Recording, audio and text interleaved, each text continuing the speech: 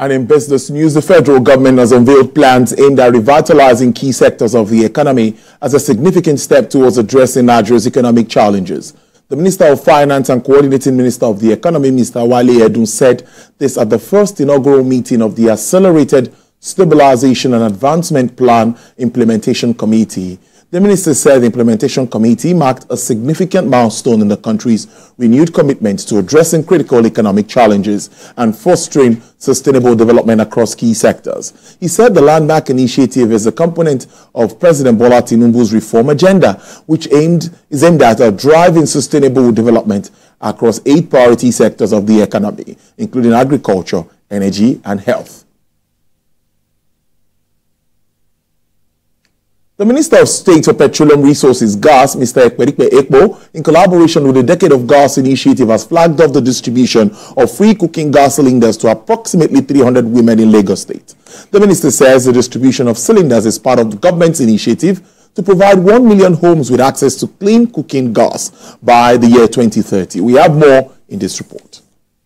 In line with its renewed hope agenda, the federal government has reiterated its determination to utilize Nigeria's abundant gas resources towards revamping the nation's industrial growth and kickstarting its economic prosperity.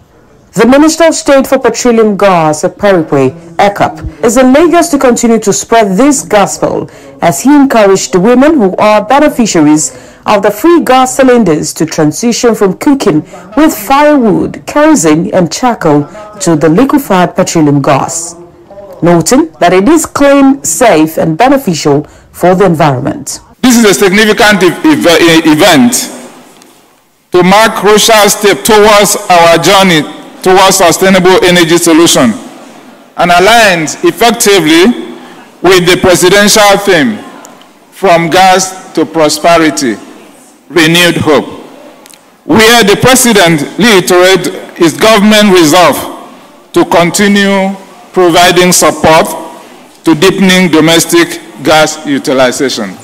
LPG, like we have been told today, is a clean burning fuel. When compared to firewood, it produces significantly fewer emissions of greenhouse gases and pollutants. It also helps in reducing deforestation and protecting our ecosystems. Cooking with LPG has a lot of health benefits. It drastically reduces indoor air pollution, lowering the risk of respiratory illnesses. The minister also assured that the price of cooking gas will decrease, adding that the federal government is currently addressing gas flaring issues, which would provide the country with more gas. And this will go a long way to mitigate the environment, the climate change we have been talking about, which Nigeria is a signatory to. So it is in keeping with moving into the new era of energy. And of course, in Nigeria today, gas is a transition fuel in the energy subsector. And so today we are encouraging women move away from firewood, embrace natural gas, and in this case LPG in the various cooking. It will save your money, it saves the environment, and it is for the health of the women. You will recall that the president said from the onset that his administration was clear of its intention to leverage on the virtually unlimited capacity of gas to deepen domestic gas utilization, increase national power generation capacity, revitalize industries, and create multiple job opportunities for economic growth. The National Bureau of Statistics in a report says domestic travelers paid 25% more for air flights in July 2024. The NBS in the new report said domestic airfares surged by 25% year-on-year to more than 98,000 naira in July 2024 from 78,775 in July 2023. While on a year-on-year basis, the fare rose by 25.12%.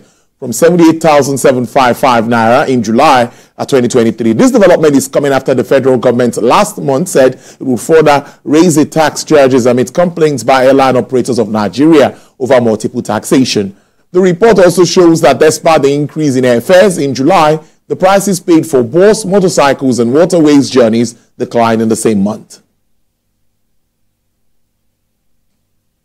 Well, Asian stocks fell today as investors pondered looming U.S. interest rate quotes and awaited earnings from AI, Dell, Nvidia, while raising tensions in the Middle East and supply concerns checklist sentiments and propped up oil prices.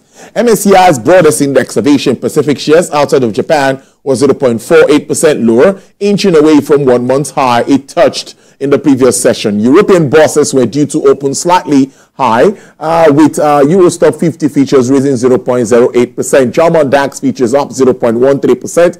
FTSE futures 0.35% higher. The London stock market will resume trade after the holiday on Monday. Chinese blue chips index CSR 300 fell 0.61%. Hong Kong Hang Seng index was 0.27% lower, dragged by lackluster earnings from Temin parent PDD Holdings due to lower consumer spending. The Canadian government says it will impose a 100% tariff on Chinese-made electric vehicles.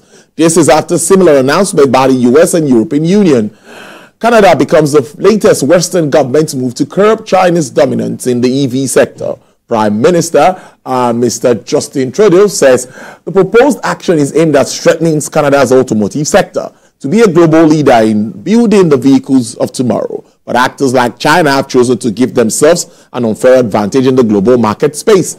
Meanwhile, Chinese Commerce Ministry spokesperson said Canada's action seriously undermines the global economic system and trade rules.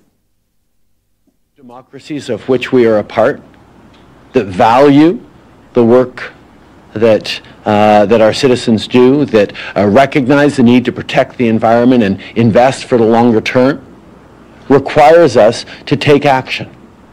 And what is important about this is we're doing it in alignment and in parallel with other economies around the world that recognize that this is a challenge that we are all facing, that unless we want to get in a race to the bottom, we have to stand up.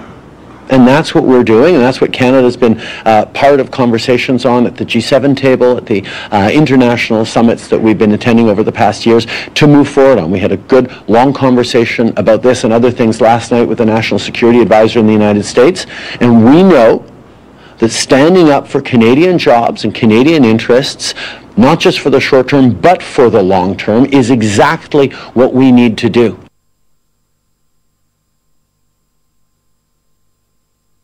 Sony is raising the price of PlayStation 5 game console in Japan by about 20%, citing difficult external environments, including global economic fluctuations. President and CEO of Sony Interactive Entertainment, Mr. Jim Ryan, announced the change in the blog post attributing the new price development to global economic environment. He said the console will now cost 79,980 yuan, which is about $550 for a version without disk drive from September 2nd. The entertainment and technology conglomerate says it expects to sell 18 million PS5 consoles globally this financial year, down from 20.8 million in the same period a year earlier. The price changes will come into effect in 45 markets around the world across Europe, the Middle East, Africa, Asian Pacific, Latin America, and Canada. Well, that's business. I'll see you at the top of the hour for Business Nigeria. Next is Sports News. Good afternoon.